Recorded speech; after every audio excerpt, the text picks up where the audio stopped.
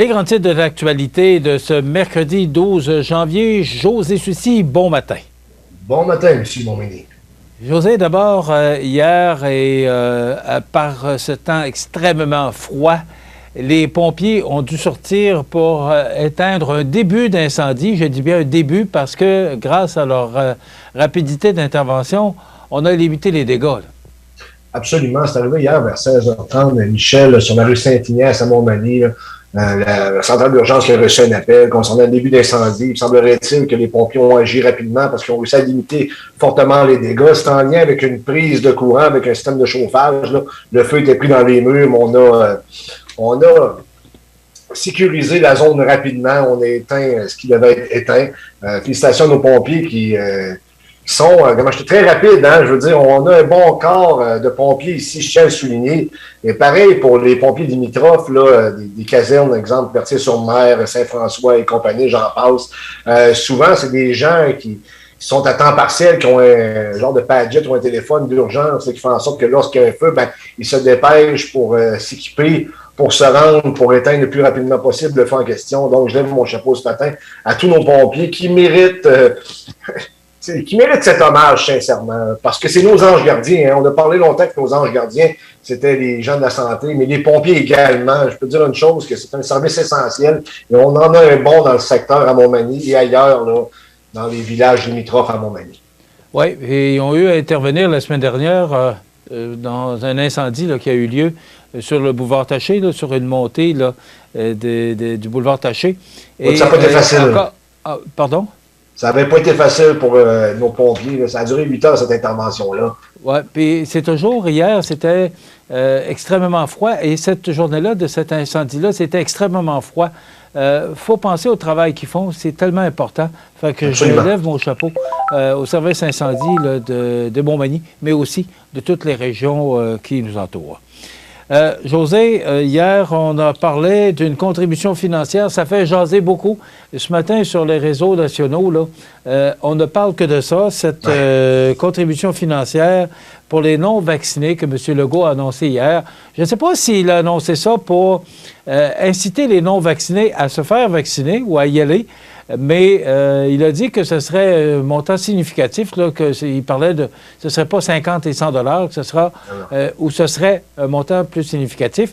Et aussi, bien, il faut que, parce que beaucoup d'experts qui ont parlé, là, il faut que ça respecte les règles, sinon il doit aller devant les tribunaux avant de, ou il devrait, je vais le dire au conditionnel, d'aller devant les tribunaux pour faire approuver, parce que la santé, c'est un droit de la personne. En tout cas, c'est compliqué un peu, là, mais ce qu'on comprend, là, c'est qu'il a lancé un message hier et ça n'a pas tombé, ça a pas tombé dans une boîte vide.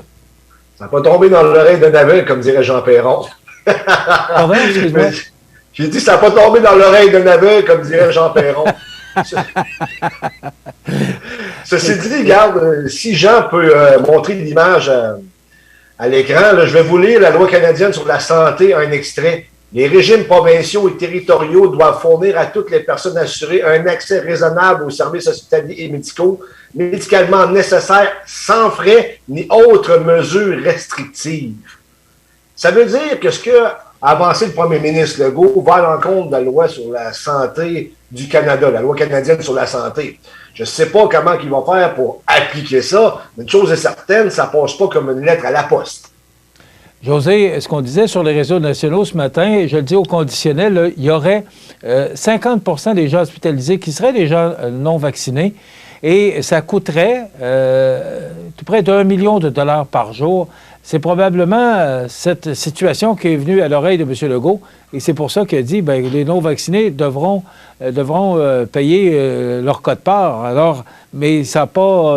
écoute, ça a eu des échos partout et les gens réagissent, des fois positivement, d'autres plus négativement. Mais c'est sûr que ça va faire jaser et on n'a pas fini d'en parler. Michel, qu'est-ce qu'on fait avec les toxicomanes, les obèses, la malbouffe? Je te rappelle également qu'on a soigné le docteur Turcotte qui avait tué ses 2 enfants et qui a tenté de se suicider aussi. Là. Je veux dire, ça va s'arrêter où? Et ça m'amène au 3e sujet, Michel, là, concernant la Chambre de commerce de Kamouraska-Lillet. J'ai l'extrait ici parce que On a envoyé à CMA-TV hier un communiqué de presse et Nancy Dubé, qui est directrice générale de la Chambre de commerce de Kamouraska-Lillet, a dit quelque chose que je trouve intéressant et je le souligne ce matin. D'ailleurs, tu en as parlé dans le bulletin de nouvelles. En marge de tout ça, il est grand temps de commencer à revoir le fonctionnement du système de santé. Faire le choix d'affaiblir de plus en plus notre économie pour sauver un système de santé, il y a quelque chose qui ne marche pas ici. Entièrement d'accord, Michel. Oui, je suis obligé d'être d'accord avec ça. Ce qu'on dit, c'est que là, on ferme les entreprises, on ferme les restaurants, on ferme les bars et, des commerces qui ont de la difficulté, des commerces qui ont dû fermer leurs portes la semaine dernière, justement pour protéger leurs employés, leur clientèle. Mais tout ça pour sauver le système de santé. Et quand on parle de tout près de 3000 hospitalisations partout au Québec, là, c'est à se poser la question, puis c'est pas la première fois qu'on en parle, c'est à se poser des questions à savoir, ouais, mais il y en est où notre système de santé pour avoir 3000 personnes hospitalisées, et ça risque de craquer. Et c'est ça qui, moi, ça vient chercher les gens des chambres de commerce, puis les gens qui commencent à se questionner, à savoir, mais voyons, ça nous coûte à peu près 50 de notre budget annuel du gouvernement, et on n'est pas capable de passer au travers d'une situation comme celle qu'on vit actuellement, avec 3000 personnes hospitalisées. Hospitalisées. Et c'est ça la question qu'on doit se poser ce matin. Est-ce que tout le monde maintenant est prêt à fermer leur commerce et peut-être même à fermer définitivement pour sauver un système de santé, excuse-moi, mais qui est déjà malade? Pas juste ça, Michel. Il nous coûte 1 milliard par semaine environ. Je veux dire, on n'en a pas pour notre argent. Moi, si, exemple, je donne 200 000 pour m'acheter une voiture, je ne m'attends pas d'avoir une Lada. Il me semble qu'au prix qu'on paye, on devrait avoir un système efficace. José, un homme qui aura de grosses décisions à prendre, c'est le prochain directeur. Il est là par intérim, là, qui remplace M. Arruda. C'est Luc Boileau, nommé de façon intérimaire. Il aura besoin de sang-froid et d'une carapace à toute épreuve pour occuper le poste de prestigieux, mais aussi casse-cou de directeur national intérimaire de santé publique. Et c'était dans les nouvelles de ce matin, puis il y a eu beaucoup de commentaires de l'opposition qui dit que le directeur de santé publique devrait être indépendant du politique. Et moi, je suis obligé de dire que je serais d'accord avec ça, qu'on devrait vraiment là, faire la part des choses. La santé publique, c'est une chose, le politique, c'en est une autre. Mais j'ai hâte de voir M. Boileau, de quel bois il va se chauffer. On va le savoir demain avec l'ouverture des écoles pour le 17 janvier. Absolument, Michel, mais je ne m'attends pas à des miracles du côté du nouveau docteur pour la seule et bonne raison que celui qui prend les décisions finales, c'est pas compliqué. C'est le premier ministre François Legault. Il l'a dit à maintes reprises que c'est lui qui décidait.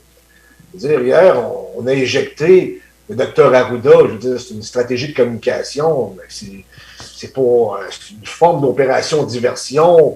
Parce qu'en réalité, ça ne va pas bien pour la Coalition Avenir Québec. Elle a perdu 15 points depuis le mois de novembre en termes d'appui aux mesures sanitaires. Et on est sur une pente descendante. Et on voit que le gouvernement Legault tente de reprendre le contrôle de l'agenda politique, ce qui n'est pas facile.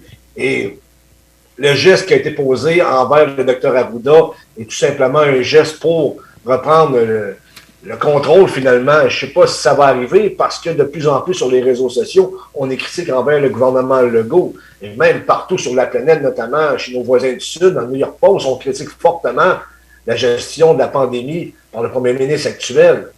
Je ne peux pas dire ce qui va arriver pour la suite, là, Michel, mais ça va être intéressant à suivre malgré tout. Mais les gens veulent voir la lumière au bout du tunnel. On veut savoir quand on va sortir de ça parce que de la manière que c'est géré actuellement, on n'a pas d'espoir. On ne sait pas quand on va sortir de cette situation-là. Et ça fait presque 2 ans qu'on est dedans, Michel. Et c'est un coût notamment sur nos entrepreneurs. Je le rappelle, une PME sur 4 risque de fermer en 2022. 40 des restaurants risquent de fermer en 2022. José, rapidement, hier, Hydro-Québec a enregistré un record avec une demande de près de 39 900 mégawatts vers 8 heures. Il faut remonter jusqu'en janvier 2014 pour dénicher la marque la plus proche qui était de 39 031 mégawatts. Et on veut, à partir de 2035, avoir toutes des voitures électriques. Je me pose la question à savoir, est-ce que c'est un autre système qui va sauter aussi? On en parle demain. José, une excellente journée. Habillez-vous chaudement. C'est encore froid aujourd'hui. Il y aura de la neige et on parle de vent également. Ça pourrait causer de la poudrerie à certains endroits. Passez une excellente journée, mesdames et messieurs. À demain.